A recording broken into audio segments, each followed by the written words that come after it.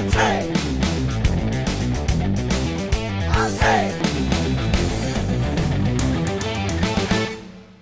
So, folks, we're back for a second part of Untamed TV with the Flying Kangaroos. You wanted one part? No, we gave you two parts. That's the kind of people we are. We're very generous. We give you two. I'm joined right now by Steve Rogers. Steve Rogers is the manager of the Flying Kangaroos, among other teams. There are more teams included in the Australian Winter Olympics than the Flying Kangaroos. Is that correct, Steve? Oh, absolutely. Right. To describe, you have, I know you've got like a skeleton crew, so to speak. And Well, we've got skaters, sliders, huckers, bumpers.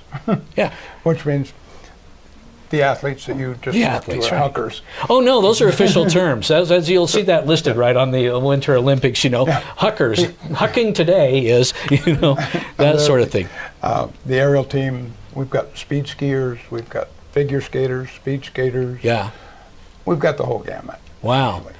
Wow. How many athletes total? There's over 106 athletes. 106 for the, athletes. Olympic teams. Right. And so you're a manager. You somehow manage all of these young, energetic, extremely accomplished. I call them kids because they're kids to me. That sort of thing. How do you get your arms around all that? How do you do it? Actually, I work with the different ones, and they're very good. As you probably noticed from the interview you did with them, they're as charming as they are talented, but they're also very professional in what they do. Right. So what is the hardest part of that then? I mean, do you ever? I imagine that they don't get to be in their spot by being unmotivated or anything like that. But I mean, there's got to be days where they're just like, come on, I don't want to do it today. Is that a problem, or am I making that up? No, that's usually handled by the coaches. Oh, okay. My job primarily is their safety. Oh. And making sure, keeping trouble away from them, keeping them out of trouble. Yeah. And that's the easy part. Yeah. 'Cause they don't get in trouble. Right. And help the logistics, work with the sponsors, media, the different organizations that ultimately get to the Olympics. Great. Well, and that's how I came in contact with you. Is I work for Ogden Regional Medical Center, and I believe you approached us for a sponsorship for the Flying Kangaroo team, since they do train up there at Snow Basin, and we agreed to help cover some medical expenses and a couple of other things. Yes, in fact, one of our most, how would you say, our favored sponsors. Oh, well, knowing that we have that behind us, backing us up is very important. Excuse me. At the level that we have, athletes, they don't injure themselves as much. Right. It's thank goodness. It's when you're learning how to be a skier, you're learning how to be a gymnast, then you start getting injured. Right. And then you've learned from those injuries. Right. By the time you get to that spot, you know what to do. And that's part of your job too. And you're a skier also. I am. For a lot of years. Yeah. Well, I shouldn't say a lot. I don't know you. It is a lot of years. Yeah, a lot of that. Can you do any of their moves? Not on purpose. And not as successfully, right? No. Right. It is very demanding what they do. It is. Right. So you also handle, I know you escort them on travel and things like that to make sure that everybody's where they need to be, when they need to be, all of that kind of stuff. Is this a good job? It is. It's a wonderful job. Right. The athletes are great, and it's wonderful watching them start and end up on a podium with a medal. Right. I was just taking a look at this paper that you handed me, and 38 medals in the last 18 years. Right. I mean, that's a lot, if you ask me. I know some people say, well, that's not a lot, but really, that is a lot. It is. Yeah. And with that, the aerial team has been on the podium in the past 4 Olympics. Oh, nice. Nice. Yeah. So you've placed somebody in the last 4. Oh, yeah. Always. Wow. That's just incredible. And that's either 1 or 2. And when they win, are you like the proud parent? Are you like crying in the stands and stuff? And No, I'm not crying. I usually sit in a group and down below and watch them smile. Yeah, but you got to feel good, though. I do. I mean, that chest is... I mean, yeah, you're feeling good when they win because you put a lot of blood, sweat, and tears into the whole thing, too. More than people know. Well, and I imagine that another part of it that people don't know is you spend a lot of hours driving them around in a van. Well, I'm not their chauffeur. Right. But you're with them.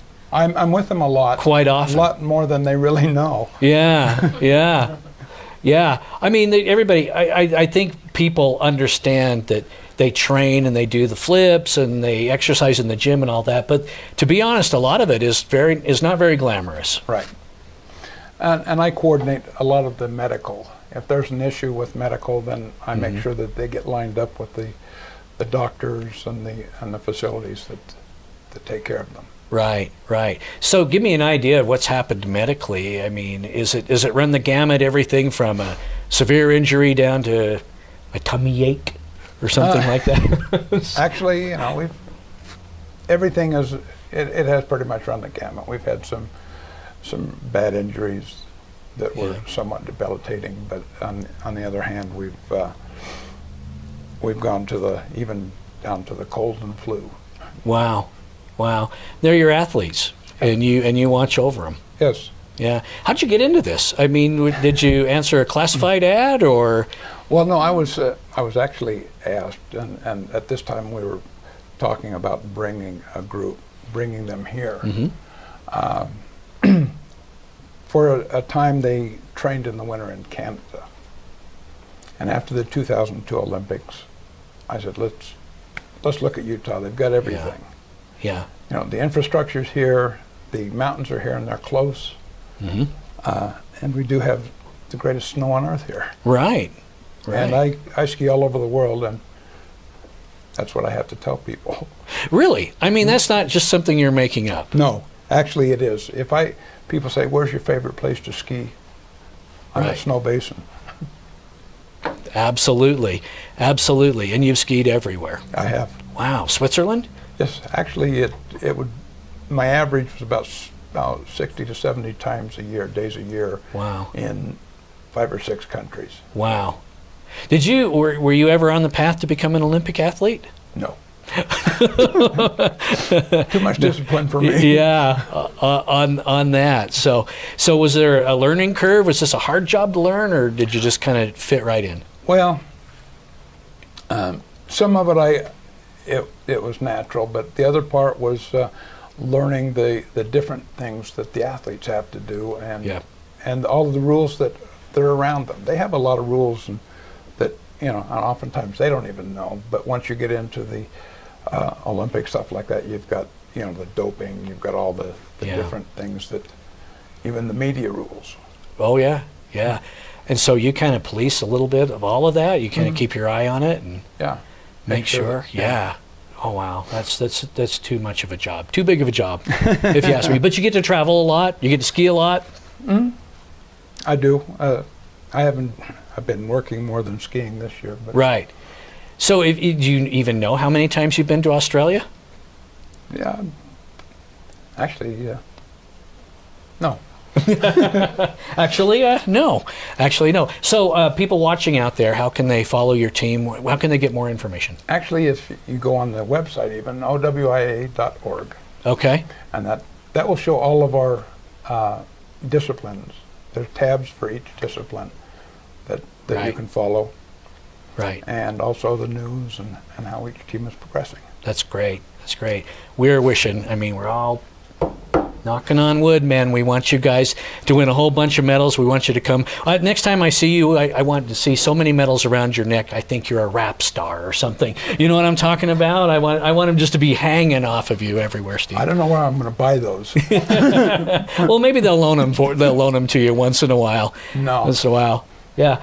Well, folks, you've been watching Steve Rogers with the Flying Kangaroos on Untamed Television. We hope you'll join us again for the next episode. And I'm Craig Bielek, your host. Thanks for watching. Steve, thank you. Thanks for having us.